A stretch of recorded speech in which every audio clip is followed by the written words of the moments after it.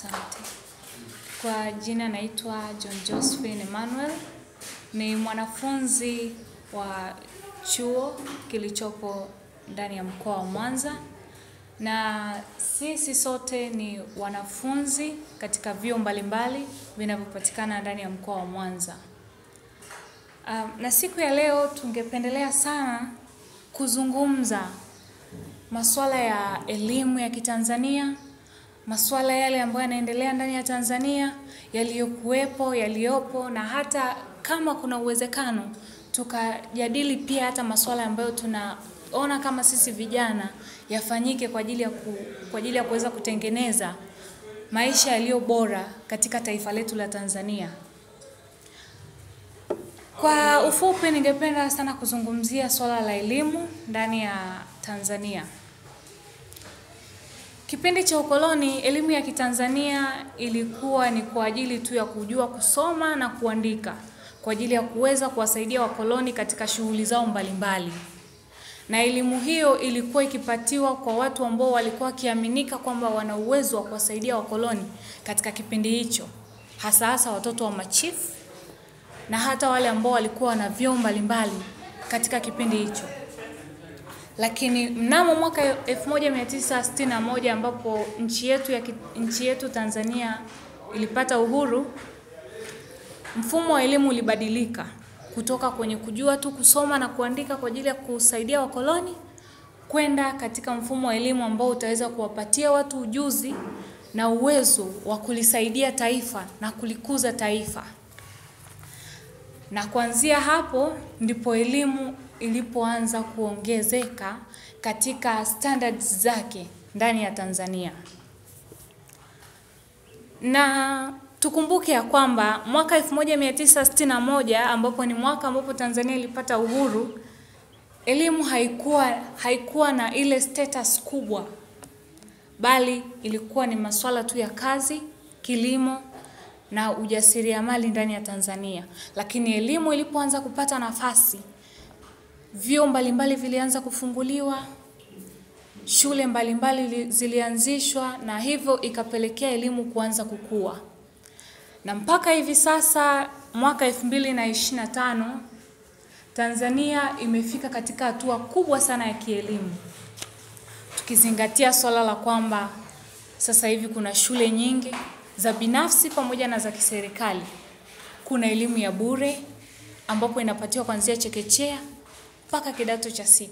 Na hiyo inasaidia hata watu wengi kusoma na kuweza kupata elimu. Watu wengi sasa hivi Tanzania wanajua kusoma, kuandika, kujifunza katika shughuli mbalimbali, na hizo zinawasaidia katika maisha yao ya kawaida. Na pia tunapoingia katika swala la vyuo vikuu, vyuo vimekuwa ni vingi ndani ya Tanzania. Imeonekana kwamba idadi iliyopo ndani ya Tanzania, vyuo vikuu viko zaidi ya 19. Na hivyo vinasaidia wanafunzi wengi sana ambapo wanapomaliza katika elimu yao ya kidato cha 4 au kidato cha 6, kuwasaidia kwenda kusomea kwa ajili ya kazi ambazo wanazitamani kuzifanya katika maisha yao. Na vyuo hivi vimekuwa vikisaidia wanafunzi mbalimbali, wanapata elimu, wanasomea ujuzi ambao wanatamani kwenda kufanya baadaye. Lakini pamoja na hayo yote, elimu hii imekuwa na changamoto kubwa sana. Na changamoto ya kwanza ni kwamba ile elimu ambayo tulikuwa nayo kuanzia kipindi cha ukoloni, kipindi cha uhuru, ndio ile iliyopo mpaka sasa. Tukijaribu kutafakari sisi kama Watanzania, elimu ambayo tulikuwa nayo kipindi cha ukoloni ilikuwa ni kujua kusoma, kuandika na kuhesabu. Na baada ya kufikia kipindi cha uhuru, elimu ikaongezeka. Na ndio pale ambapo tulipoanza kujifunza mambo mbalimbali, kujifunza namna ya kuwa walimu, wanasheria na hata kozi mbalimbali. Lakini elimu hiyo ambayo ilifundishwa katika kipindi cha ukoloni ndio hiyo tulionayo mpaka leo hii. Haijawahi kubadilika. Protocols ni zile zile, etiquettes ni zile zile. Ukiangalia katika mfumo uliopo, hakuna kilichobadilika, na hiyo inasimama kama changamoto kwa wanafunzi wa Kitanzania. Kijana anatoka form 4, elimu aliyokuwa nayo tu ni elimu ya kujifunza historia, kukariri na vitu kama hivyo. Na hiyo elimu haiwezi kaenda kumsaidia mtaani. elimu ile inabaki tu akilini mwake kwamba najua kusoma, najua kuandika, lakini haitamsaidia chochote katika jamii. Mwanafunzi anamaliza chuo kikuu, alikuwa tu akikaa kikariri, alikuwa tu akikaa anasoma, lakini mwisho wa siku akitoka akienda mtaani, ile elimu inakuwa ni ngumu sana kumsaidia katika shughuli za kawaida. Tuchukulie mfano mmoja. Kwa sasa hivi uchumi tulionao Tanzania ni uchumi ambao pia unategemea masuala ya kilimo. Lakini unakuta mwanafunzi ametoka kusoma kozi ambayo ameisomea, amejifunzia tu darasani. Anapofika katika masuala ya applications, inakuwa ni ngumu. Anajaribu kwamba nimejifunza kitu fulani darasani. Ukijumlisha hiki na hiki itakuja itatengeneza hiki. Nikifanya hivi na hivi itatengeneza hivi. Lakini mwisho wa siku ukija kuangalia, akija kujaribu kuapply ile inakuwa ni ngumu kwa sababu elimu yetu sisi ni ya darasani tu na sio ya kutake actions. Sio elimu ambayo inaweza kutufanya sisi kama Watanzania kuweza kusimama na kuweza kuonekana watu fulani katika jamii. Na kuendelea, elimu pia imesimama kama historia tu. Wanafunzi wanaposoma kozi mbalimbali, hawasomi kozi ile, bali wanasoma historia ya kozi ile. Nimejaribu kufuatilia mambo mbalimbali, kozi mbalimbali ambazo zinaendelea ndani ya Tanzania. Nimekuja kugundua kwamba tunasoma historia ya kitu na wala sio kitu chenyewe. Take a good example kwa sheria. Tunasoma ndio sheria, sheria kila siku zinabadilishwa, lakini bado tunajikita katika kile ambacho kilikuwepo tangu zamani. Hatuangalii the concurrent issues in Tanzania. Masuala ambayo sasa hivi yameibuka ndani ya Tanzania, inabidi sheria zitengenezwe, masomo yabadilishwe, mfumo uweze kusimama kwamba mfumo huu utakaposimama, nina uwezo wa kwenda kutetea haki yangu mahakamani, nikasimama nikafanya jambo fulani na fulani. Lakini tunaishia kwenye kukariri darasani kwamba mimi nakaa leo hii najifunza criminal law. Ndio criminal law nimejifunza hivi na hivi na hivi. Lakini je, napotoka hapa na kwenda kule katika maisha ya kawaida, ile criminal law, je, inaweza ikaniinua mimi katika namna moja ama nyingine? Walinzi na walezi wa masuala ya ulinzi na usalama ndani ya nchi, mara nyingi udhibiti wao kwenye mambo ya kiusalama kwenye haya mambo inakuwa ni mgumu kwa sababu namna gani wanavyopatikana inakuwa ni changamoto. Unaona? Nikieleza swala la 4 ni ambalo ni uongozi bora. Sasa tumalizie kwenye uongozi bora. Ndani ya nchi upatikanaji wa uongozi upo aina mbili. Tuna viongozi wanaochaguliwa na kuna viongozi wanaoteuliwa.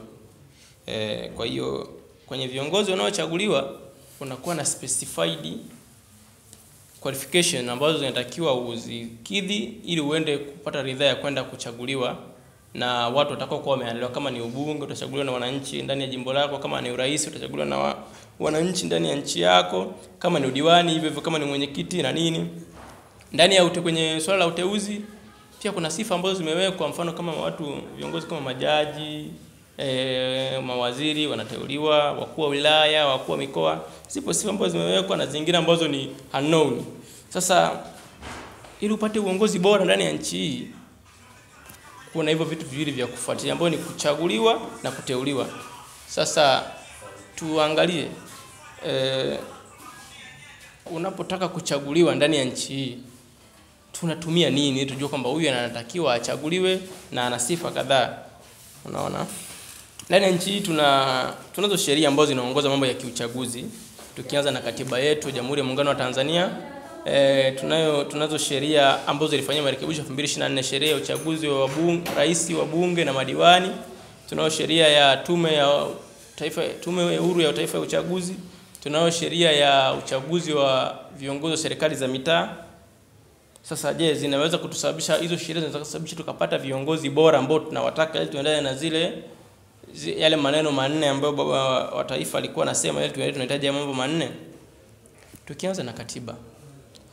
Katiba ya nchi ni masuala mazima ya kiuchaguzi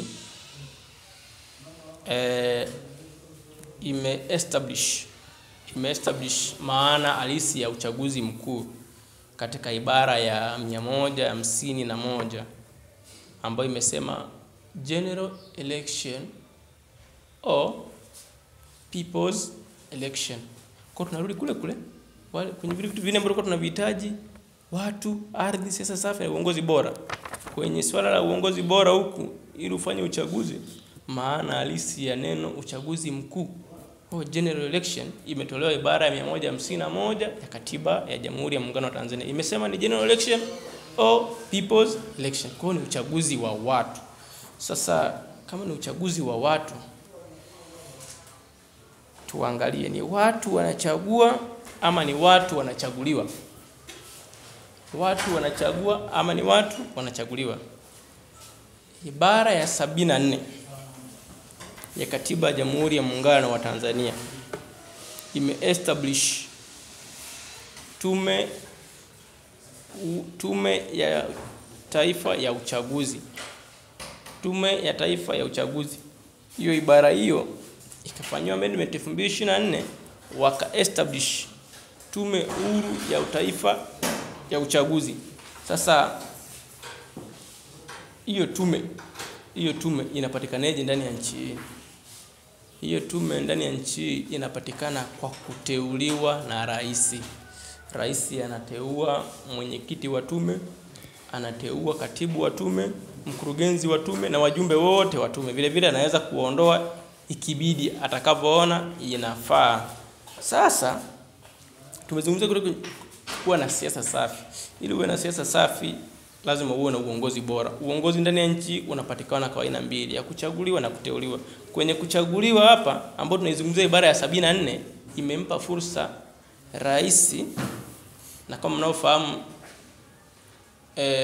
capacity ya rais ambayo imesababishwa kwenye katiba na sheria zingine zote.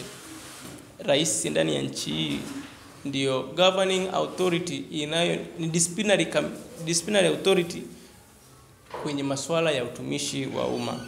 Sasa huyu rais ambaye pia ni commander in chief na ni mwenyekiti wa chama kimoja wapo ambacho kimeshika dola kwa wakati huo, anaweza kuteua na kutengua watumishi wa tume, akiwepo mwenyekiti, mkurugenzi na makamu mwenyekiti na katibu, atakavyoona inafaa yeye. Pia mkumbuke kuna ibara ya 36 ambayo inasema rais, ushauri wa rais anaweza asifuate ushauri wa mtu yeyote ndani ya Jamhuri ya Muungano wa Tanzania. Sasa tunachokuwa tunataka ni uongozi bora. Sasa uongozi bora tumeshasema ibara ya 74 imempa mamlaka rais kuteua na kuanzisha hiyo tume ya taifa ya uchaguzi. Vile vile anaweza kuwatengua, na hiyo tume inavyoanzishwa, akishaanzisha tume akaweka watu wake specified ambao anaona yeye wanafaa kuwa wajumbe wa tume, ambao hao watu kwenye ibara ya 74 5 anaweza kuwaondoa vile vile. Yeye huyo mmoja wapo ni mshiriki, anakuja kushiriki tena kuwa mgombea mmoja wapo kati ya kinyang'anyiro hicho cha uchaguzi mkuu. Kama ni kweli mtu ambaye anaweza kureason vizuri, ni kwamba moja kwa moja ni hakuna people's election, badala yake kuna presidential election. Presidential election nayo iongelea hapo ni kwamba rais anatengeneza tume ya kufanya yeye kumshindisha, yani atakuwa ameshinda kabla hajaenda kwenye box, kwa sababu ameanzisha tume na aweza kuondoa na tume ni ya kwake. Sasa mtu anaweza kujiuliza kusema sasa tume ibara ya 74 ibara ndogo ya 11 inasema tume haipaswi kufuata ushauri wa mtu au taasisi yote. Iko hivi ndugu zanguni, mimi mzazi ninapokuwa na watoto wangu ninamjua mtoto kila tabia yake, kila mtoto niliyemzaa mimi namfahamu tabia yake, na watu wengine wote ambao ni familia yangu nawafahamu tabia yao, unajua namna kwa control. Kwa hiyo kusema kwamba eti kuna ibara ya 74 ibara ndogo ya 11 inasema kwamba watakuwa wako independent na wako hawezi kuingiliwa na mtu yote ile kwenye uamuzi wao, hiyo kweli sio sahihi. Lakini sisi kama wasomi wa vyuo vikuu mkoa wa Mwanza tunakuja na mapendekezo yetu tukisema kabla ya uchaguzi wa Oktoba 2025 mwaka huu tume ya taifa hiyo tume hii NEC iongezewe mamlaka ya kusimamia uchaguzi wa serikali za mitaa. Ndugu waandishi wa habari, naendelea kwa kusema hakuna kifungu katika katiba yetu ya Jamhuri ya Muungano wa Tanzania ambacho kimeelezea Independent Electoral Commission kama ilivyo Kenya au Afrika Kusini kutambuliwa rais kuwa chombo huru cha kitaifa. Mapendekezo yetu sisi kama wasomi wa vyuo vikuu mkoa wa Mwanza tunapenda kuishauri serikali iandae uwazi wa kikatiba kuwa iandike uwazi kikatiba kuwa ni huru na kuweka utaratibu wa uteuzi wa wajumbe usio na mkono wa rais. Ndugu waandishi wa habari, haya mapendekezo ni mapendekezo ambayo tumeyatoa sisi kama wasomi wa vyuo vikuu mkoa wa Mwanza. Na haya mapendekezo yalishapigiwa kelele kipindi cha nyuma miaka mingi sana. Nadhani pia kuna ile rasimu ya katiba Warioba. Jaji mstaafu alikuwa Warioba ya mwaka 2014. Pia rasimu iliweza kupendekeza kama haya tuliyopendekeza sisi wasomi wa vyuo vikuu mkoa wa Mwanza. Nitasoma mapendekezo yaliyopendekezwa na rasimu ya Warioba, jaji mstaafu. Kuanzishwa kwa tume huru ya uchaguzi namba 1, ambao na sisi pia tumesha ipendekeza kama wasomi wa vyuo vikuu mkoa wa Mwanza. Namba 2, uteuzi wa wajumbe kufanywa na chombo huru cha uteuzi, sio rais moja kwa moja. Nadhani na sisi wasomi pia tumeshapendekeza. Tume kuwajibika kwa bunge au wananchi na si rais, kitu ambacho kinafanya kuinyima separation of power. Kunakuwa hamna uhuru wa madaraka kati ya bunge, mahakama na serikali. Tunataka viwe uhuru, kila kitu kifanye kazi kwa kujitegemea, independent. Lakini pia kuwe na utaratibu wa wazi na huru wa kuteua, kusikiliza malalamiko na kufuatilia mwenendo wa uchaguzi. Kwa kusema haya, ndugu waandishi wa habari, nadhani ni baadhi ya mapendekezo ambao sisi kama wasomi wa vyuo vikuu mkoa wa Mwanza tumeweza kukaa chini na kuyafikiria na kuona kabla tujaingia kwenye uchaguzi wa Oktoba 2025 mwaka huu yafanyiwe kazi, na tunaishauri serikali yafanyiwe kazi, kwa sababu endapo watapuuza ushauri ambao tunawashauri sisi, basi kutakuwa haina haja ya kuwa na wasomi katika nchi yetu ya Tanzania. Asante ndugu waandishi wa habari. Kwa majina naitwa Edwin Mahende, ni miongoni mwa wanafunzi wa vyuo vikuu vinavyopatikana mkoa wa Mwanza. Kama walivyotangulia kusema wenzangu, nafikiri wamezungumzia mambo mengi mazuri ambayo kama nchi tunapaswa kuyafanya kwa ajili ya maendeleo ya taifa letu, ambalo sisi kama vijana tunalihitaji liendelee mbele, kwa sababu tunategemewa sana kama vijana kwenye taifa letu. Na sitakuwa na mambo mengi kwa sababu mengi yamezungumziwa na wenzangu. Zaidi mimi nataka tukufanya kwa ufupi sana, hasa nizungumzie tu swala zima kwamba kumbe nchi yetu kwa namna ambavyo tunaona kama wasomi inahitaji kufanyika mabadiliko makubwa sana kwenye nchi hii. Kwa namna gani mabadiliko yanatakiwa? Tunahitaji mabadiliko kwa vitu mbalimbali, hasa kama walivyotangulia kusema wenzangu, wamezungumzia swala zima la katiba. Kwa nini tunahitaji katiba ifanyiwe mabadiliko sasa? Kama walivyokuwa wanazungumza wenzangu, wameonyesha mapungufu yanayoonekana kwenye katiba ya nchi yetu. Kumbe kama vijana na kama wasomi tumeona sasa kuna kila sababu na kuna kila nia ya kufanya mabadiliko kwenye katiba ya nchi yetu. Na katiba hiyo itatupa misingi ambayo ni kuwapa wananchi, ambayo itakuwa ni katiba ya wananchi, na ambayo itaonyesha hasa misingi ya haki na uwajibikaji kwa viongozi. Tunahitaji viongozi wawajibike na hasa kwa wananchi ambao ndo wenyewe wahusika na ndo wenye nchi. Lakini pia tumeangalia swala zima la kama wasomi kwamba kuna shida kwenye utawala bora kwenye nchi yetu. Swala zima la utawala bora na uwajibikaji ni tatizo kwa kweli. Lazima tuwe wazi kama wasomi, na ni vitu ambavyo tumeviona vinaonekana dhahiri kwamba kuna shida katika misingi ya utawala bora na uwajibikaji. Kwa hiyo tunapaswa nchi yetu sasa tufanye mabadiliko ili utawala bora uonekane na uwajibikaji uonekane kwa viongozi. Wanapokuwa wanapewa majukumu kutimiza majukumu ya umma, wasimamie na wawajibike kama inavyotakiwa na si vinginevyo. Na kwa misingi hiyo tunavyosema uwajibikaji ni pale tunapoenda kusimamia swala zima la rushwa. Haitakiwi tena kuwa kama kwa sababu rushwa ukiangalia kwenye nchi yetu ni kama ni kikwazo.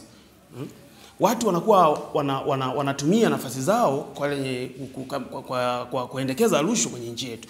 Kwa hiyo tunatakiwa uwajibikaji uwepo na usimamiwe vizuri, lakini pia matumizi mabaya ya madaraka. Sisi kama wasomi tumeangalia hilo. Kwa mtu yeyote unaweza kutazama kwamba watu wengine wanapewa ofisi za umma lakini wanazitumia vibaya. matumizi mabaya ya madaraka kwenye nchi yetu. Hayo yapo, kwa tunahitaji mabadiliko ya vitu kama hivyo. Lakini pia tunahitaji mabadiliko kwenye swala zima la haki za kidemokrasia na uhuru wa vyombo vya habari. Kuna muda watu kusema inakuwa ni shida. Watu wanaogopa kuzungumza kwa sababu wanaona labda akizungumza, uhuru wa kuongea anaogopa kwamba nikizungumza labda mimi nitaonekana kama ni mbaya, labda naikosoa serikali. Lakini kama wasomi tumeona kuna kila sababu kuna kila sababu ya kusimama kwenye misingi ya watu kuwa na uhuru wa kuzungumza, na unapokosoa ndipo unaposaidia kujua wapi pana shida, na mwisho wa siku tunajenga nchi yetu, kwa sababu lengo letu ni kujenga na sio kubomoa.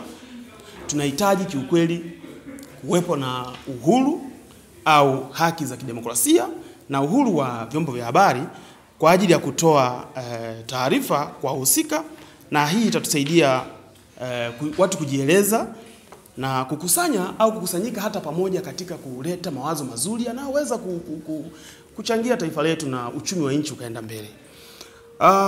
Pia tunahitaji mabadiliko kwenye swala zima la marekebisho ya mfumo wa uchaguzi. Wenzangu wametoka kuzungumza. Tukiangalia nchi ya Tanzania, kiukweli kwenye swala uchaguzi ni kwamba kama kuna shida kubwa sana, ambayo kama wasomi lazima tuzungumze ukweli, tusijifiche kokote. Kwa nini tujifiche, tusiongee? Na kama msomi umegundua kitu, umeona kabisa hapa kuna shida, na mtu naye soma lazima usaidie. Usomi kwa sababu tu wewe msomi kwa umesoma na urudi kakae na elimu yako. Lazima uonyeshe kwamba kuna shida. Tumeona kabisa mfumo mzima wa uchaguzi hauko vizuri. Tunahitaji marekebisho kwenye mfumo wa uchaguzi. Kwa namna gani? Kuwepo na tume huru kama walivyosema wenzangu waliotangulia kuzungumza. Lazima tuwe na tume huru ambayo itaonyesha misingi mizuri ya usimamiaji wa uchaguzi, ambayo itaonekana kuwa na vitu ambavyo vinaleta changanyiko na watu wanagundua kabisa hapa kuna shida kwenye swala zima la mchakato wote unaokuwa unahusiana na uchaguzi. Kwa hiyo kwa misingi hiyo basi, kumbe tume huru ni ya muhimu sana kwenye taifa letu, hasa tukiangalia hali nzima ya mwenendo wa uchaguzi ambazo zimepita, zimeonekana kuwa uchaguzi ambazo zimekuwa na sintofahamu. Na hata wananchi, mtu wa kawaida kabisa ambaye hata yuko vijijini kabisa anakuambia hapa uchaguzi huu haujaenda kwa uhuru na haki. Kwa hiyo tuna kila sababu sasa ya kusimama kwenye misingi ya kufanya mabadiliko au kufanya mfumo wa uchaguzi uwe na marekebisho ya kutosha kwa kuwa na tume huru, lakini pia tuwe na uchaguzi huru na haki, na kila mtu atumie sasa nafasi yake au wajibu wake kama Mtanzania kupiga huru na akilizika kabisa kwamba kumbe nilichokifanya, nimechagua kiongozi ambaye mimi nilimuhitaji kwa nafasi yangu na nimepewa kiongozi huyo niliyemchagua mimi. Tusionekane, kwa sababu inaonekana kama nchi yetu kuna mifumo fulani ya uchaguzi inaingiliwa mpaka unafika sehemu watu wanaona kama uchaguzi, wananchi wanachaguliwa viongozi ambao wao kwa wakati mwingine hawahitaji. Sasa sisi kama wasomi tunashauri kuwepo na uchaguzi ambao ni wa huru na haki, na mabadiliko au marekebisho ya mfumo wa uchaguzi kwa ujumla ya badilisho na sheria za uchaguzi ziwe nzuri. Lingine ni mageuzi ya kiuchumi.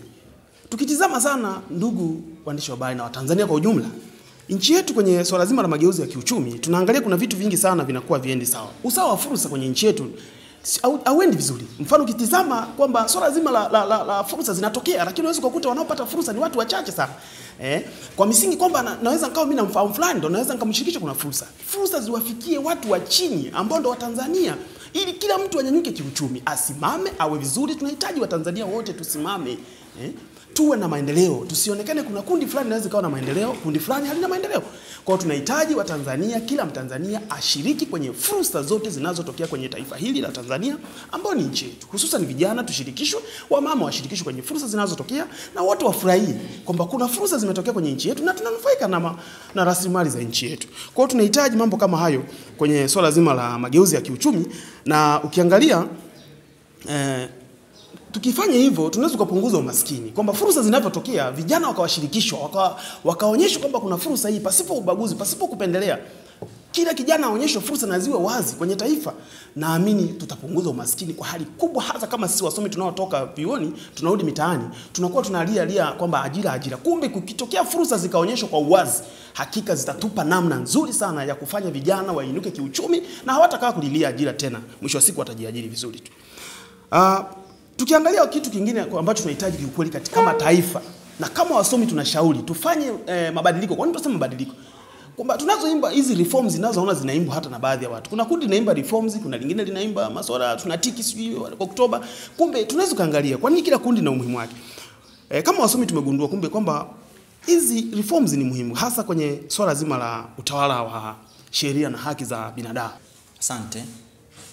Kwa majina naitwa Haruni Lazaro Kavina, ni mwanafunzi wa sheria kwenye vyuo mbalimbali miongoni mwa vyuo vilivyopo Mwanza. Ninashukuru kwa hii place ambayo tumeita siku ya leo na tumekuwa na wazungumzaji tofauti, kila mtu amezungumza jambo lake. Wote wamezungumza mambo ya msingi na yanayosaidia taifa letu kuweza kukua. Sasa mimi nitajikita kwenye kipengele kimoja. Sasa tuna hayo yote yaliyozungumzwa, kivipi tunaweza tukaya-address na tukayafanyia kazi? Mtu mjinga ni yule anayefanya jambo lile lile kwa namna ile ile kwa misingi ile ile, jambo ambalo lilifeli kwa wakati uliopita. Sasa kama taifa, kama watu wanasema kwamba taifa linahitaji reforms, taifa lina changamoto ya mifumo ya kielimu, mifumo ya uongozi imefeli, je, tukae hivi hivi ama tuendelee kujidanganya na kumeza upepo? Hatuwezi tukakubali kuendelea kuwa hivi. Bunge limevunjwa tayari, rais amevunja bunge. Hii maana yake ni kipenga kimepulizwa kwa ajili ya uchaguzi. Sasa kama kipenga kimepulizwa kwa ajili ya uchaguzi na mifumo tunayoona haiko sawa, mifumo haiko sawa kabisa, tume haziko huru, watu wamesema katiba ni mbovu, tume haiko sawa, kuna cyber crimes wanasema, sheria ya uchaguzi wanasema haziko sawa, tunaendaje kama taifa? Tunaendaje kwenye uchaguzi kama taifa kwa mifumo kama hiyo? Nemo judex in causa sua. You can't judge your own case. Hauwezi kuhukumu kesi yako mwenyewe. Lazima kesi yako ihukumiwe na mtu mwingine. You cannot judge your own case. Lakini tumetengeneza mifumo ambayo they want to judge their own cases. Sasa kama rais anatengeneza tume ya uchaguzi mwenyewe, mwenyekiti wa tume ni wa kwake, wasaidizi wake na viongozi wengine, how can we move as a nation? How can we move? Tuna cyber crimes. Ukisoma cyber crimes kifungu cha 31, 32, 33 mpaka 38 vinawapiga pini watu kujieleza. Sasa tunaendaje kwenye uchaguzi na tuna mifumo kama hiyo? Wengine wanasema reforms, wengine wanasema tunatiki. Mambo ni mengi. Tukipuuza maoni ya wananchi, taifa litakalopuuza maoni ya wananchi, Mwalimu Nyerere alisema linaweza likalia kilio cha kusaga meno. Mwaka 1995 Mwalimu Nyerere alisema chama kitakachopuuza maoni ya watu, hicho chama kitapata shida kweli kweli. Wasikilizeni watu wanataka nini. Hasa mnasema kwamba tunaenda kwenye uchaguzi na bunge limeshavunjwa, eti sheria tumezirekebisha na nini. Ukiziangalia sheria hizi jamani, ni kama tu vile punda amepakwa mistari ya rangi. Huwezi kumuita punda milia huyu. Punda ni punda tu. Huwezi kumfanya punda milia kwa kumpaka mistari mieupe. Haiwezekani. Sasa tukiwa na taifa la namna hii, nchi haiwezi kwenda. Leadership is not all about title. Leadership is all about integrity, values and legacy. Sasa kama uongozi haufikiri kuhusiana na legacy, haufikiri kuhusiana na values, haufikiri kuhusiana na kusikiliza watu, hii itakuwa ni nchi ya namna gani? Tuna taifa ambalo limeziba masikio. Vyama vya siasa vingine vinapigwa bani. Walezi wa vyama vya siasa wana vyama. Umesema majaji wanatakiwa wasiwe na vyama. Tumeambiwa sheria zinasema majaji wasiwe na vyama. Hata kama katiba hii ni mbovu, lakini mbona haifuatwi? Katiba hii mbovu mbona haifuatwi? Majaji wanapatikanaje? In dispensing justice, judiciary has to be free. Article 107 capital letter A. Je, judiciary ziko free? Ukishinda uchaguzi unaweza kuchallenge, uchaguzi wa rais unaweza kuwa challenged. Refer kwenye kesi ya Jebla Kambole versus United Republic of Tanzania, kesi ya 2018-2019. Jebla Kambole alishinda kwenye mahakama ya Afrika Mashariki. Na mahakama ya Afrika Mashariki ilitoa order kwamba lazima vifungu vibadilishwe, ikiwemo ibara ya 41(7) ambayo inakataa watu kuchallenge kuchallenge uchaguzi wa rais. Lakini vitu havifanyiki. Kwa sababu gani? Kwa sababu ya kujifungia ndani.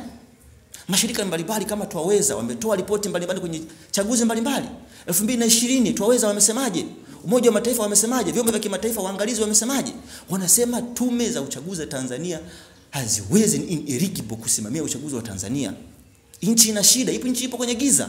Hasa kama ipo nchi kwenye giza na watu wanasema lazima tuende hivyo hivyo, tunaendaje kama taifa? Tunaendaje kama taifa?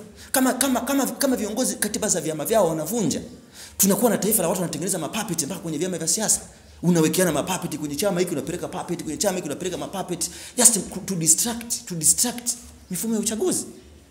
Mwalimu Nyerere alisema nchi ambayo haisikilizi maoni ya watu, narudia tena, nchi ambayo haisikilizi maoni ya watu, taifa hilo litalia sana. Dr. Miles Munro, mwandishi wa vitabu mahususi duniani, alisema jeshi la kondoo linaloongozwa na simba linaweza kulishinda jeshi la simba linaloongozwa na kondoo. An army of sheep led by a lion will always defeat an army of a lion led by a sheep. Sasa kama tuna uongozi ambao haufikirii, Uongozi ambao haujaji, haufikiri maoni ya watu. Vyuo vikuu ambako tunategemea wanafunzi waongezalisha wanafunzi ambao wana uwezo mkubwa, huko nako kumekuwa ni shida. Vyuo vikuu ni changamoto. Kuna vyuo mbalimbali viko Mwanza hapa, siwezi kuvitaja, lakini vina shida. Spika wa bunge wa chuo anakuwa katibu wa chama. Spika wa bunge anakuwa katibu wa chama. Sheria za uchaguzi, sheria za vyuo vikuu zinasemaje? Zinakataa viongozi wa vyama kuwa kwenye sehemu ya uchaguzi. Viongozi wa vyama wanakuwa viongozi huwezi kuwa rais wa chuo. Tusidanganyane, huwezi kuwa rais wa chuo mpaka uwe na chama fulani. Sasa tutakuwaje na nchi ya namna hiyo? Taifa la mtindo huu hatuwezi kumove. Makanisa yanafungwa ovyo ovyo. Angalia makanisa yanafungwa ovyo ovyo kwa sababu za public interest. What is public interest? Kwa sababu ya eti mtu anasema kwamba kwa sababu ya maslahi ya umma, kwa tutafunga kwa sababu ya maslahi ya umma. Benefit public, what is public interest? Hii public interest ambayo haijawahi kudefiniwa ni maana yake ni nini? Ardhi zinamilikiwa na public. Kwa hiyo wanaweza wakaichukua wakati wote for public interest. What is public interest? Rais anaweza kutengua viongozi wa tume, anaweza kutengua majaji for public interest. What is public interest? Public interest ni nini? Hichi kitu ambacho kija kufahamika. Watu tusiposikiliza maoni ya watu. Watu wanataka reforms. 2025 ni mwaka wa uchaguzi. Maji yakikosa mkondo yatapasua mkondo. Maji yakikosa sehemu ya kuelekea yatapasua mkondo. Tusiruhusu taifa lipasue mkondo wa kuyapeleka maji hayo. Turuhusu taifa liongozwe kwa mifumo ya sheria. Turuhusu taifa liongozwe kwa utashi wa watu. Biblia inasema kwenye kitabu cha Warumi, inasema hivi: ufalme wa Mungu sio kula wala kunywa, bali ni haki, amani na furaha. Ibara ya 18 inasema freedom of expressing opinion and ideas. Watu wanazungumza opinion and ideas. Vitabu vya dini vinazungumza, Qur'ani zinazungumza, Biblia zinazungumza, sheria zinazungumza. Tusikilize watu. Tusiposikiliza watu, tutalia kilio cha kusaga meno. Mimi sitaki kuwa sehemu ya hicho kilio. Ninaipenda nchi yangu, sitamani kuwa sehemu ya hicho kilio. Asanteni sana Watanzania na tunawashukuru sana kwa kutusikiliza. Mungu awabariki sana. May God bless you.